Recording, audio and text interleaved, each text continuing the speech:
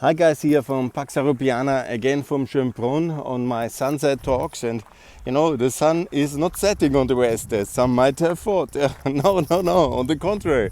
We are actually going to win the war in Ukraine, and it will be a very big defeat for Russia. And the thing is, just what I don't understand is this country, Austria.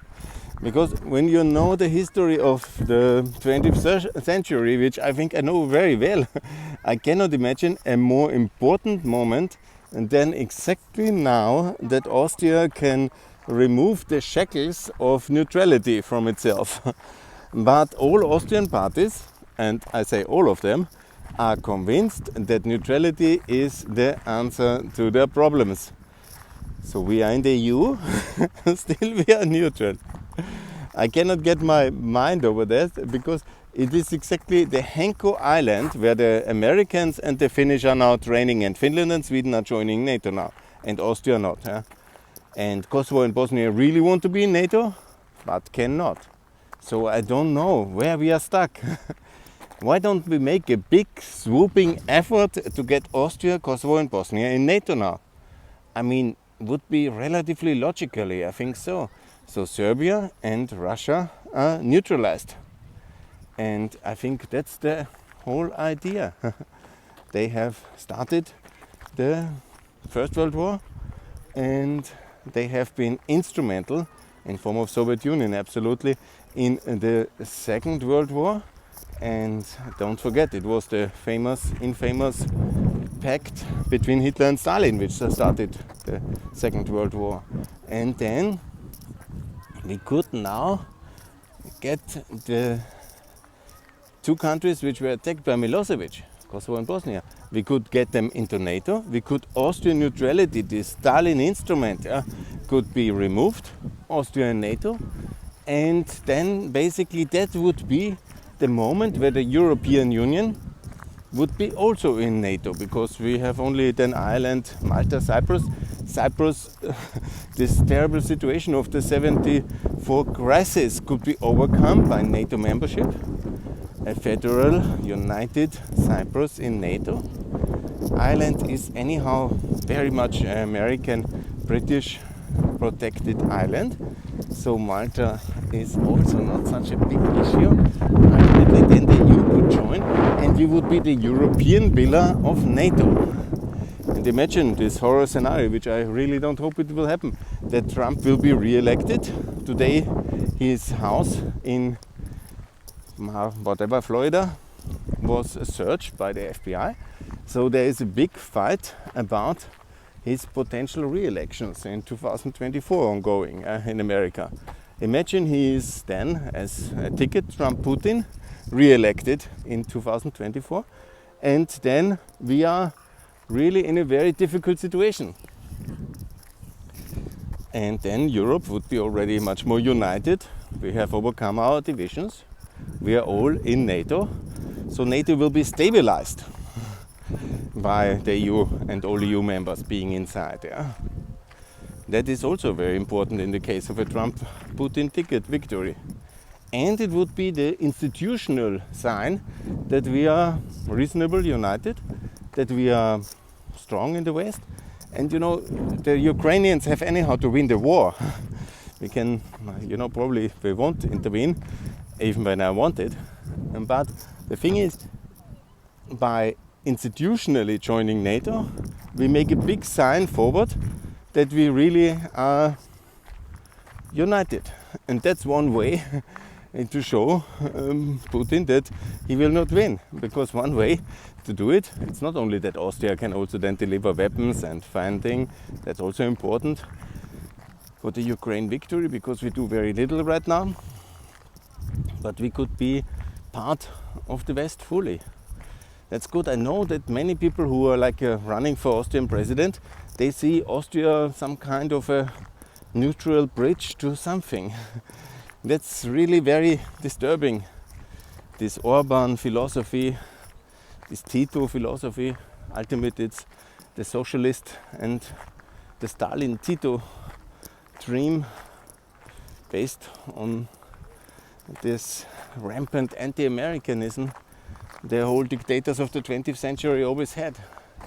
The hate against America is then materializing in anti-NATO feeling, because when you look at the big thing, winning the war after World, it was one thing, but winning the peace after World War II was very decisive. The whole institutional infrastructure which was built by NATO, by the Marshall Plan, that means the OECD, that means of course the European Union, the Council of Europe, the whole institutional infrastructure which was created by the Americans and the Western Europeans, but only by the American thinkers, and the political support of America was decisive for this quadruple infrastructure: UN, Council of Europe, EU, NATO, and it's all one package, which was then decisive to stabilize Western Europe, to rearm Germany inside NATO, and to get everything organized so we could contain and sustain the hammer blows of the Soviet aggression from Korea to Vietnam to China, of course, in East Asia, but also the occupational authority and the threat posture in Europe, in Central Europe. And we did. It is quite amazing success of the institutional infrastructure, the peace-winning design of these important European structures. And that's what I call this Pax Europiana, how America made peace and kept peace and built the peace and won the peace. It's not the military force alone, it's the institutional infrastructure in Europe which was so decisive, with the EU, with NATO, with the OECD, and with all these institutional mechanisms. Of course the GATT and the UN and later the WTO, these are decisive. And now it's a bit rusty. We have to relaunch it, the machines of this institutional infrastructure. I advocate that intensively in my podcast, but this is very good. And it's not exactly the Roman Empire here, but it's very beautiful here, and I like it a lot. And yes, that's the situation. That is the situation. Yeah, that's the institutional victory we could do.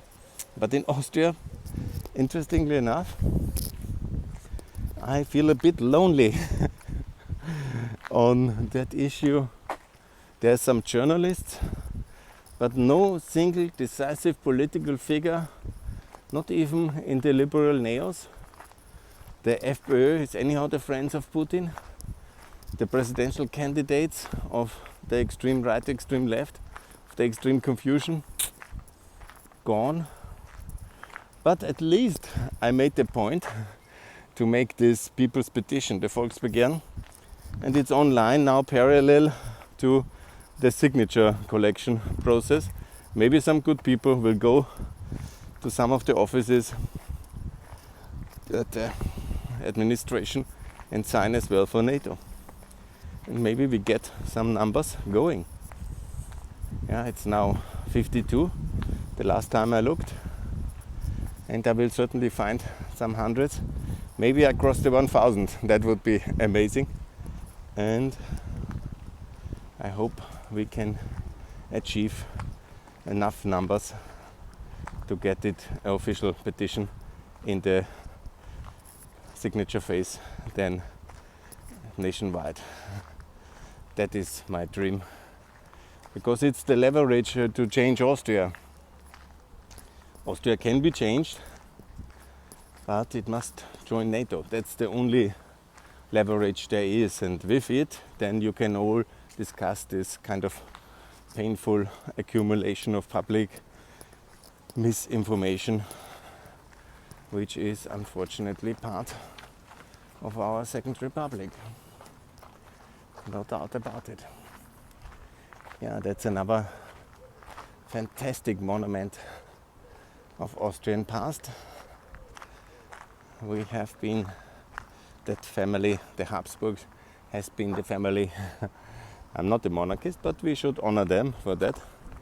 They have created a big empire in Central Europe and brought some defense, security, stability. In many ways, it was what NATO is now doing, this system of mutual support against defense, that empire that was quite effective whenever it is not as effective as NATO is now. But we are challenged, of course, by the revanchist powers of, first of all, Russia, but Iran and China following suit. But have no doubt in your heart, we will win this battle. Thanks a lot for that. More to come. And please sign the Austrian People's Petition for NATO membership. Bye.